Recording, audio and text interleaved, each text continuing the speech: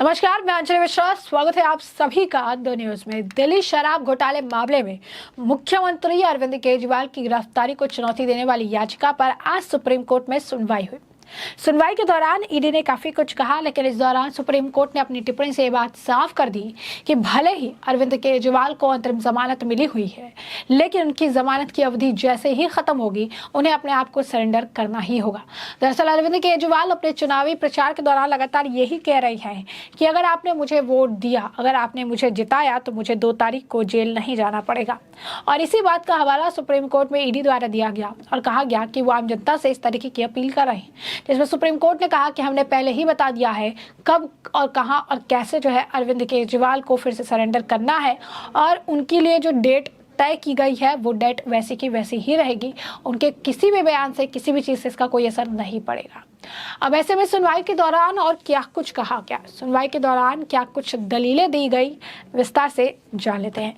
क्योंकि सुनवाई के बाद ये बात तो तय है कि अरविंद केजरीवाल की जमानत जिस दिन खत्म हो रही है, अरविंद केजरीवाल को फिर से तिहाड़ जेल जरूर वापस जाना ही होगा। अब ऐसे में अरविंद केजरीवाल की गिरफ्तारी को चुनौती देने वाली याचिका पर सुप्रीम कोर्ट में सुनवाई हो रही थी। जस्टिस संजीव खन्ना और जस्टिस दीपांकर दत्ता की पीठ मामले की सुनवाई कर रही थी। सुनवाई के दौरान केजरीवाल के वकील अभिषेक मनु सिंघवी ने कहा कि उनके मुवक्किल की गिरफ्तारी सही नहीं है, इस वजह से उनकी रिमांड भी सही नहीं थी। लेकिन ईडी की ओर से additional solicitor general SV Raju ने कहा कि केजरीवाल की गिरफ्तारी में किसी भी प्रक्रिया का उल्लंघन नहीं हुआ है। इस पर सुप्रीम कोर्ट ने सॉलिसिटर जनरल से कहा कि इस मुद्दे पर बहस करे कि याचिका सुनवाई योग्य है या नहीं। कोर्ट ने कहा कि अगर इस मामले में धारा 19 का उल्लंघन हुआ है तो अदालत दखल दे सकती है। इस मामले में इन्होंने पहले याचिका दाखिल की थी, लेकिन हमने उस समय सुनवाई नहीं की थी। ईडी ने सुनवाई के दौरान कोर्ट के समक्ष केजरीवाल के बयान का जिक्र करते हुए कहा कि केजरीवाल अपनी सभाओं में कह रहे हैं कि अगर लोग आम आदमी पार्टी को वोट देंगे तो वो 2 जून को जेल नहीं जाएंगे। इस पर जस्टिस खन्ना ने कहा कि हमारा आदेश बिल्कुल स्पष्ट है। हमने अंतरिम जमानत की मियाद तय कर दी है कि कब से कब तक केजरीवाल को राहत दी गई है। हमारा आदेश स्पष्ट है, कौन क्या कह रहा है इससे हमें मतलब नहीं है। बेहतर होगा कि हम कानूनी मुद्दे पर ही बहस केंद्रित रखें। सॉलिसिटर मेहता ने कहा कि पीएमएलए की धारा 19 के तहत अथॉरिटी को यह तय करना चाहिए कि क्या ऐसा कोई मटेरियल मौजूद है जिसके लिए किसी व्यक्ति की गिरफ्तारी की ज़रूरत है।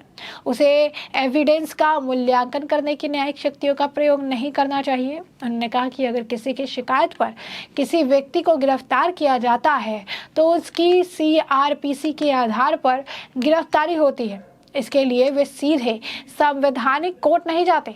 अदालत को इस तरह उन दरवाजों को नहीं खोलना चाहिए, इसके भयानक परिणाम होंगे। अब ऐसे में दिल्ली का शराब घोटाला क्या है, इस घोटाले को लेकर लगातार खींचतान जारी है। दिल्ली की केजरीवाल सरकार ने 17 नवंबर 2021 को एक्साइज पॉलिसी 2021-22 को लागू किया था। नई पॉलिसी के तहत शराब कारोबार से सरकार बाहर आ गई और पूरी दुकानें निजी हाथों में चली गई। दिल्ली सरकार का दावा था कि नई शराब नीति से माफिया राज खत्म होगा और सरकार में रेवेन्यू बढ़ोतरी होगी। हालांकि ये नीति शुरू होते ही विवादों में रही और जब बवाल ज्यादा बढ़ गया तो 28 जुलाई 2022 को सरकार ने इसे रद्द कर दिया। कथित शराब घोटाले का खुलासा 8 जुलाई 2022 को दिल्ली के तत्कालीन मुख्य सचिव नरेश कुमार की रिपोर्ट से हुआ। इस रिपोर्ट में उन्होंने मनीष सिसोदिया समेत आम आदमी पार्टी के कई बड़े नेताओं पर गंभीर आरोप लगाया। दिल्ली के एलजी वीके सक्सेना ने सीबीआई जांच की सिफारिश की। इसके बाद सीबीआई ने 17 अगस्त 2022 को केस दर्ज किया। इसमें पैसों की हेराफेरी का आरोप भी लगा, इसलिए मनी लॉन्ड्रिंग की जांच के लिए ईडी ने भी केस दर्ज कर लिया। मुख्य सचिव ने अपनी रिपोर्ट में मनीष सिसोदिया पर गलत तरीके से शराब नीति तैयार करने का आरोप लगाया था। मनीष सिसोदिया के पास आबकारी विभाग भी था। आरोप लगाया गया कि नई नीति के जरिए लाइसेंसधारी शराब कारोबारियों को अनुचित लाभ पहुंचाया गया।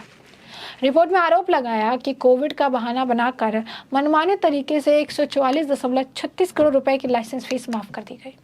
एयरपोर्ट जोन से लाइसेंस धारकों को 30 करोड़ रुपए लौटा दिए गए, जबकि ये रकम जब्त की जानी थी। केजरीवाल को 10 मई को मिली थी जमानत। सुप्रीम कोर्ट से अरविंद केजरीवाल को 10 मई को अंतरिम राहत मिली थी। सुप्रीम कोर्ट ने केजरीवाल को चुनाव प्रचार के लिए 1 जून तक की अंतरिम जमानत पर रिहा करने का आदेश दिया था। उन्हें 2 जून को सरेंडर करना होगा, ये बात भी कही थी। केजरीवाल को शर्तों पर रिहा किया गया था। इन शर्तों में एक शर्त इस केस को लेकर कोई भी बात न करने की भी थी। इससे पहले दिल्ली हाई कोर्ट ने उनकी गिरफ्तारी को चुनौती देने वाली याचिका को खारिज कर दिया था। इसके बाद केजरीवाल सुप्रीम कोर्ट पहुंचे थे। दिल्ली के कथित शराब घोटाले में केजरीवाल को ईडी ने 21 मार्च को गिरफ्तार किया था।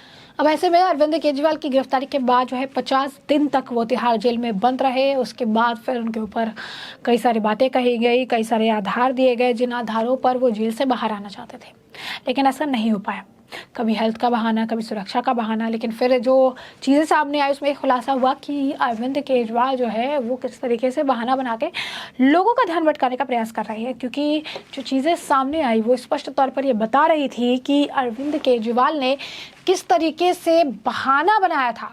उनके घर से आम आ रहा था, आलू आ रहा था, टाइप 2 डायबिटीज़ पेशेंट है और ये सारी चीज़ों का सेवन ज़बरदस्ती तरीके से वो कर रहे थे ताकि उनके हेल्थ इश्यूज़ हो जाए और हेल्थ इश्यूज़ की वजह से उन्हें बाहर जाना पड़े, यानी उनको रिहाई मिल जाए।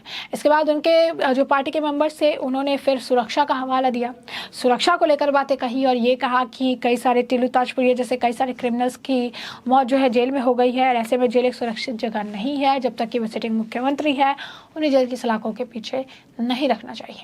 लेकिन फिर भी अरविंद केजरीवाल को जमानत नहीं मिली। लेकिन जब बात चुनाव की आ गई तो उसके बाद सुप्रीम कोर्ट ने कहा था कि वो उन्हें जमानत देने पर कंसिडर करेंगे। कई तरह की बहस चली, काफ़ी कुछ हुआ। शर्तों के साथ अरविंद केजरीवाल को रिहा कर दिया गया 1 जून तक के लिए।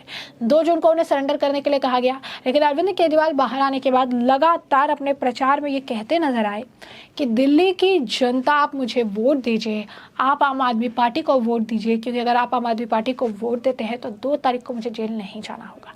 यानी साफ तौर पर सुप्रीम कोर्ट के फैसले के ऊपर उठ के अरविंद केजरीवाल ने ये बात अपनी रैलियों में कहना शुरू कर दिया कि ऐसी ऐसी चीज़ें हैं और आपको आम आदमी पार्टी को वोट देना है। अगर आप आम आदमी पार्टी को वोट देते हैं तो 2 तारीख को मैं जेल नहीं जाऊंगा। इसी बात को ईडी द्वारा आज कोर्ट में रखा गया और ईडी ने ये बात स्पष्ट तरीके से कोर्ट में बताई कि अरविंद केजरीवाल ने क्या कुछ कहा है, जिसके बाद कोर्ट ने भी, सुप्रीम कोर्ट ने भी इस पर अपनी राय देते हुए बात स्पष्ट कर दी कि 2 तारीख को जब अरविंद केजरीवाल की जमानत खत्म हो रही है, 2 तारीख को जब अरविंद केजरीवाल को मिली राहत समाप्त हो रही है, तो उसी दिन अरविंद केजरीवाल को सरेंडर करना होगा।